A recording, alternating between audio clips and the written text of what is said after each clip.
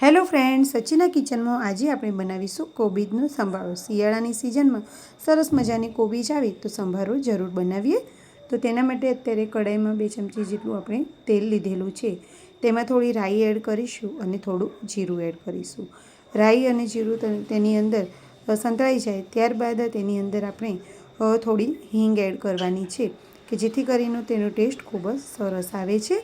અને હિંગ એડ કર્યા પછી અંદર સામાન્ય એવી થોડી હળદર એડ કરીશું। એ ઓપ્શનલ જ છે, જો તમને પસંદ હોય તો પણ થોડીક આપણે નાખીએ તો થોડો કલર સારો લાગે। તેની સાથે જ આપણે લીલા મરચાં લીધા છે, તેમાં મેં એક મરચું છે જે થોડું તીખું લીધું છે, બાકીના જે મરચાં છે તે મીડિયમ જ લીધા એટલે કે મોળા જ લીધેલા છે। તો હવે તેને થોડા અંદર સંતળાવા દઈશું। તેની અંદર હવે આ રીતે કોબીજ એકદમ લાંબી લાંબી સ્લાઇસ કરીને લેવાની છે। આ રીતે કંઈક અલગ જ લાગે, કેમ કે તમે આપણે રેગ્યુલરનું જે શાક છે તો આપણે ઝીણું સમારતા જ હોઈએ, પણ સંભારો છે તો આ રીતે તમે તેને કટિંગ કરો તો તેનો ખૂબ જ સરસ એવો સંભારો લાગે છે। આપણે અત્યારે અડધી કોબી લીધી છે, લગભગ 250 ગ્રામ જેટલી, અને હવે તેને બરાબર મિક્સ કરી લઈશું। આ સંભારામાં લાલ મરચું પાવડર કે વધારે પડતી હળદર કે એવું કંઈ આવતું નથી, બસ એકદમ સિમ્પલ અને ખૂબ જ ઝડપી બની જાય તો। અને જ્યારે પણ ગેસ્ટ આવવાના હોય કે આમે બાળકો છે ને કોબીજ ઓછી પસંદ કરે, પણ આ રીતે જો તમે સંભારો કે એવું બનાવો ને તો બાળકને ખૂબ જ પસંદ આવે। તો તેની સાથે જ હવે આપણે ટામેટાં લીધેલા છે, તો ટામેટાને અંદરનો જે પલ્પ છે એ કાઢી અને ઉપરની સ્લાઇસ જ આ રીતે લાંબી જ આપણે તે કટિંગ કરી છે કે જેથી કરીને તેમાં પાણીનું પોષણ ઓછું હોય એટલે આપણો સંભારો લાંબા ટાઈમ સુધી સરસ રહે। તો આ રીતે ફક્ત કોબીજ, ટામેટાં અને લીલા મરચાંથી આપણે બનાવ્યું છે। બિલકુલ પણ તેમાં લાલ મરચાંનો ઉપયોગ કરેલો નથી, પણ તો પણ એટલો જ ટેસ્ટી બનશે। આ રીતે બરાબર મિક્સ કરી લેવાનું અને પછી થોડું રૂમ ટેમ્પરેચર ઉપર આવવા થાય ત્યારબાદ જ તેની અંદર આપણે મીઠું એડ કરવાનું। એની સાથે જો પહેલેથી જ મીઠું એડ કરી દઈએ ને તો કોબીજનો છે ને જે સંભારોનો ટેસ્ટ ને છે ને કંઈક થોડું અલગ ને પાણીનો ભાગ વધારે છૂટી જાય, પછી ટામેટાં અને કોબીજને બધું ચડી જાય એવું થઈ જાય।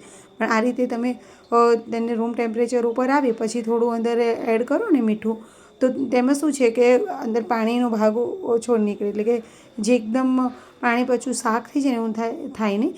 એમાં સ્વાદ અનુસાર આપણે અંદર મીઠું એડ કરી લઈશું અને બસ આપણો સંભારો હવે તૈયાર જ થઈ ગયેલો છે। જ્યારે તમે સર્વ કરવાનો હોય ત્યારે તેની અંદર આપણે લીંબુ એડ કરી શકીએ, પણ અત્યારે પહેલેથી તેમાં લીંબુ અને મીઠું ને બધું અગાઉથી નહીં નાખી દેવાનું। જો તમે અગાઉથી નાખી દો ને તો શું છે કે તેમાં પાણી વળી જાય અને પછી તેનો ટેસ્ટ પણ મજા ના આવે। અને સંભારો આ રીતે એકદમ સરસ એવો કાચો પાકો બનાવીએ તો ખાવાની ખૂબ જ મજા આવે। આ સંભારો જો તમે દાળ ભાત સાથે કે તેમ બનાવીને મૂકો તો ઝડપી બની પણ જાય અને ગમે ત્યારે બનાવો ને તો તમારું ફટાફટ તમારું કામ પણ પતી જાય।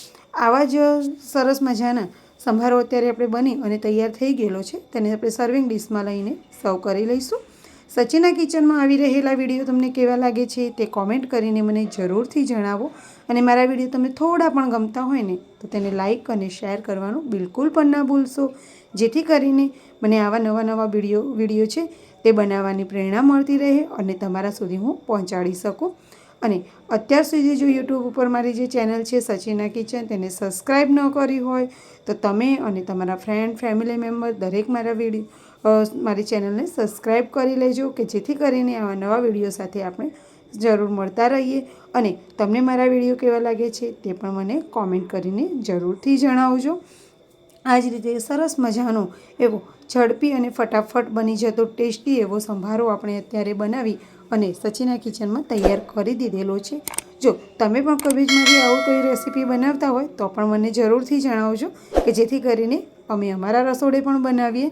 તો તમે આ સંભારો કેવો લાગ્યો તે પણ મને ચોક્કસથી કહો, અને સાથે તેની ઉપર થોડી આપણે કોથમીર એડ કરીશું અને થોડું અંદર લીંબુ નીચોવીશું કે જેથી કરીને તેનો ટેસ્ટ ખૂબ જ સરસ આવે છે ને એકદમ સિમ્પલ કે ફટાફટ બની પણ જાય અને હેલ્થ માટે પણ ખૂબ જ સરસ।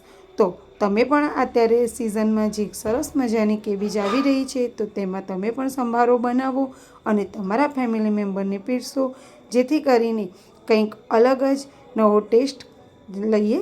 Bye bye friends, enjoy.